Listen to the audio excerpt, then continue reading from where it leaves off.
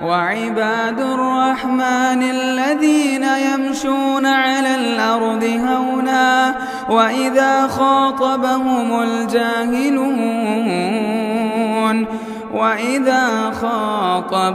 الجاهلون قالوا سلاما. السلام علیکم ورحمۃ اللہ وبرکاتہ. الحمد للہ رب العالمین والصلاة والسلام علی سید الانبیاء والمرسلین، اما بعد. اللہم صلی علی محمد وعلی آل محمد کما صلیت علی ابراہیم وعلی آل ابراہیم انک حمید مجید. اللہم بارک علی محمد وعلی آل محمد کما بارکت علی ابراہیم وعلی آل ابراہیم انک حمید مجید. محترم سامعین کرام، ہم لوگ صلح حدیبیہ کے بارے میں سن رہے تھے اور یہاں تک باتیں پہنچی تھی کہ اللہ کے نبی صلی اللہ علیہ وسلم کے پاس قریش کے جانب سے سہیل نامی ایک شخص آیا اور وہ اللہ کے نبی صلی اللہ علیہ وسلم سے معاہدے کی باتیں لکھوانے لگے. معاہدے کی باتوں میں جو لکھائے گئے تھے ان میں سے پہلی بات یہ تھی کہ مسلمان اس سال واپس لوٹ کر کے چلے جائیں، اگلے سال آئیں اور وہ 3 دن تک یہاں قیام کریں.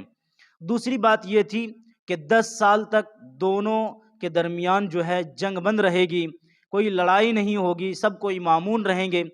اور تیسری بات یہ تھی کہ جو کوئی قبیلہ جس کے جانب داخل ہونا چاہتا ہے داخل ہو سکتے ہیں. چوتھی بات یہ تھی جو قابل اعتراض بات تھی، وہ یہ تھی کہ اگر قریش کے جانب سے بھاگ کر کے کوئی بھی محمد صلی اللہ علیہ وسلم کے پاس اگر چلا جاتا ہے تو محمد صلی اللہ علیہ وسلم کو چاہیے کہ وہ انہیں واپس کر دیں، اور اگر کوئی محمد کا آدمی قریش کے پاس آتا ہے تو اسے واپس نہیں کیا جائے گا. یہ قابل اعتراض بات تھی. بہرحال معاہدے کو تیار کر رہے تھے کہ اسی درمیان میں سہیل کا ایک لڑکا، ایک بیٹا جو ہے ابو جندل نامی رضی اللہ عنہ، یہ پہلے مسلمان ہو چکے تھے اور ابھی معاہدے کو جو ہے لکھ رہے تھے. معاہدہ جو ہے کمپلیٹ نہیں ہوا تھا. اسی درمیان میں وہ آتے ہیں اور جنزیر میں، رسی میں بند ہوئے وہ آتے ہیں اور کہتے ہیں کہ اللہ کے رسول ہمیں واپس نہ بھیجا جائے، یعنی میں مسلمان ہو چکا ہوں، اب مشرکین کے یہاں مجھے رہنے نہیں دیا جائے. اس کے لیے اللہ کے نبی صلی اللہ علیہ وسلم سے بار بار وہ گزارش کر رہے ہیں. اللہ کے نبی صلی اللہ علیہ وسلم نے کہا کہ ابھی جو ہے تم کو واپس نہیں کیا جائے گا، اس لیے کہ معاہدہ تیار نہیں کیا گیا. لیکن سہیل کا چونکہ بیٹا تھا، انہوں نے کہا کہ نہیں، اگر اس کو واپس نہیں کرتے ہیں تو اس معاہدے کو کمپلیٹ نہیں کریں گے، نہیں لکھیں گے، مکمل نہیں کریں گے. اللہ کے نبی صلی اللہ علیہ وسلم نے کہا کہ میرے خاطر تو ان کو واپس کر دو. لیکن انہوں نے کہا کہ نہیں. کہا کہ اتنا تو کر سکتے ہو کہ میرے خاطر انہیں رہنے دو میرے پاس، انہیں واپس نہ لے کر کے جاؤ. کہا کہ نہیں، ہرگز ایسا نہیں ہوگا.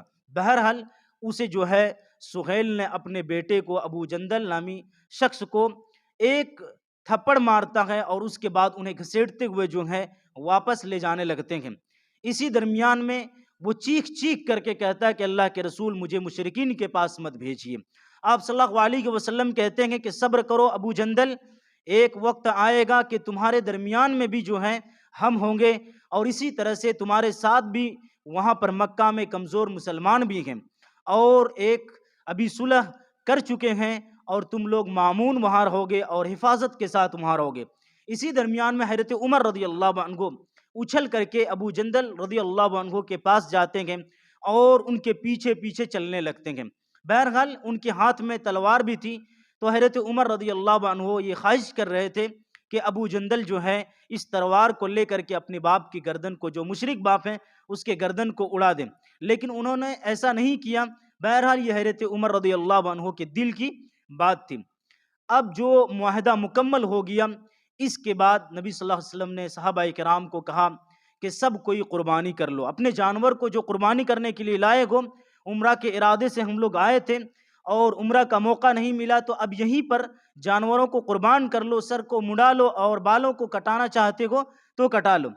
آپ صلی اللہ علیہ وسلم صحابہ کرام کو بار بار کہہ رہے ہیں، اپنی بات کو نبی صلی اللہ علیہ وسلم نے 3 بار دہرائیں، لیکن کوئی بھی صحابی رسول اس کام کو انجام دینے کے لیے تیار نہیں.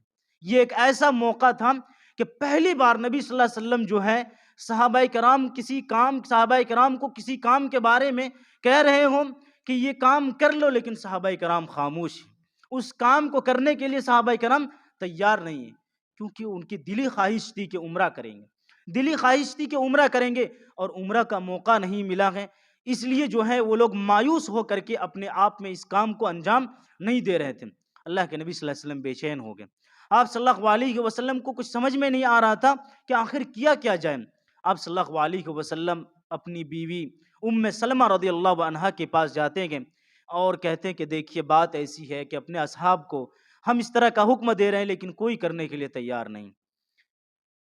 ام سلمہ رضی اللہ عنہا کہتی ہیں کہ آپ ایسا کریے کہ اگر اس کام کو آپ انجام دینا چاہتے ہیں تو ایسا کریے کہ سب سے پہلے آپ اپنے جانور کو قربان کریے، اپنے سر کو مڑائیے، اور اس کے بعد دیکھیے انشاءاللہ جو ہے تمام کے تمام صحابہ کرام بھی ایسا کرنے لگیں گے۔ یہاں پر ایک نقطہ یاد رکھیے، بہت سارے لوگ کہتے ہیں کہ عورتوں سے مشورہ کیا لینا، بہت سارے لوگ کہتے ہیں کہ بیوی سے مشورہ کیا لینا، بہت سارے لوگ کہتے ہیں کہ عورتوں سے کسی بھی چیز میں رائے اور مشورہ کی ضرورت کیا ہے۔ لیکن دیکھیے اگر صحیح مشورہ وہ دے رہی ہے تو بہت لینا چاہیے، صحیح مشورہ اگر وہ دے رہی ہے تو لینا چاہیے۔ اللہ کے نبی صلی اللہ علیہ وسلم بے چین تھے، اس بے چینی کے عالم میں اپنی بیوی کے پاس جاتے ہیں اور ان سے مشورہ طلب کرتے ہیں، اور وہ کتنا بہترین مشورہ دیتی ہے کہ جیسے اللہ کے نبی صلی اللہ علیہ وسلم اپنے سر کے بالوں کو جو ہے مڈاتے ہیں اور جانور کو قربان کرتے ہیں، تمام کے تمام صحابہ کرام جو ہے چپ چاپ اپنے سروں کے بال کو مڈانے لگے۔ آپ صلی اللہ علیہ وسلم کو دیکھ کر کے تمام کے تمام صحابہ کرام جو ہے اپنے سر کے بالوں کو مڈانے لگے۔ یہ حضرت ام سلمہ رضی اللہ عنہا نے ایک بہت ہی حکمت والی بات کہی تھی، اور صحابہ کرام نے نبی صلی اللہ علیہ وسلم کو دیکھ کر کے اپنے سر کے بالوں کو مڈانا شروع کر دیا۔ آپ صلی اللہ علیہ وسلم نے جن لوگوں نے سر کے بال کو مکمل طور پر مڈا لیے تھے، آپ صلی اللہ علیہ وسلم نے 3 دفعہ ان کے لیے مغفرت کی دعا کی، اور جو اپنے بالوں کو کٹائے ان کے لیے نبی صلی اللہ علیہ وسلم نے 1 دفعہ مغفرت کی دعا کی۔ اس سے معلوم یہ ہوتا ہے مسئلہ کہ اگر کوئی عمرے کے لیے جا رہے ہوں تو اگر وہاں پہنچے ہوں تو زیادہ فضیلت اور نبی صلی اللہ علیہ وسلم کی مغفرت لینا چاہتے ہوں تو اسے چاہیے کہ وہ اپنے سر کے بال کو جو ہے مڑا لے۔ حالانکہ بالوں کو کٹانا بھی جائز ہے، جن کے لیے اللہ کے نبی صلی اللہ علیہ وسلم نے صرف 1 دفعہ مغفرت کی دعا کی ہے۔ اس کے بعد جو ہے اللہ کے نبی صلی اللہ علیہ وسلم کے پاس کچھ مومنہ عورتیں آئیں، یہ معاہدہ جو ہے مکمل ہو چکا تھا، سب کچھ لکھے جا چکے تھے۔ اس کے بعد کچھ مومنہ عورتیں آئیں، سہیل نے کہا کہ یہ جو ہم لوگوں نے کہا ہے کہ اگر محمد صلی اللہ علیہ وسلم کے پاس کوئی آ جائے تو انہیں واپس کر دیا جائے گا، کوئی آدمی آئے گا تو انہیں واپس کیا جائے گا، اور اگر کوئی محمد کا آدمی ہمارے پاس آئے گا تو واپس نہیں کیا جائے گا۔ اس معاہدے کے تحت جو ہے ان عورتوں کو واپس کیا جائے۔ نبی صلی اللہ علیہ وسلم نے کہا کہ نہیں، آپ نے جو معاہدہ لکھایا ہے اس میں یہ ہے کہ جو آدمی بھی قریش کا محمد صلی اللہ علیہ وسلم کے پاس آئے گا اسے واپس کیا جائے گا۔ یہاں آدمی نہیں بلکہ عورتیں ہیں، اس لیے جو ہے آپ صلی اللہ علیہ وسلم نے یہ دلیل دی اور کہا کہ ان مومنہ عورتوں کو جو ہے واپس نہیں کیا جائے گا۔ اور ساتھ ہی ساتھ اللہ رب العالمین نے آیتیں بھی نازل کی جس میں اللہ رب العالمین نے حکم دیا ہے کہ ان مومنہ عورتوں کو واپس نہ بھیجو۔